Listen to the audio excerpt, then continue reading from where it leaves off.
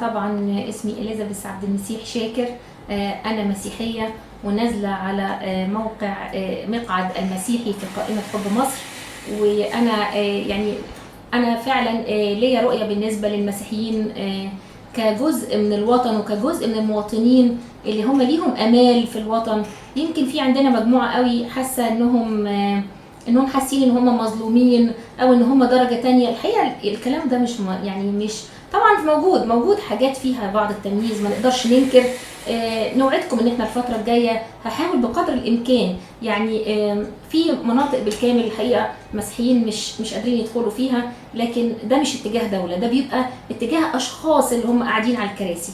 يعني انا اتحاربت كتير قوي، مش علشان انا مسيحيه، لكن لان في فساد اداري في البلد. خلينا نقر ان في فساد اداري في البلد، سواء انا مسيحيه او مسلمه كنت هتحارب نفس الحرب دي.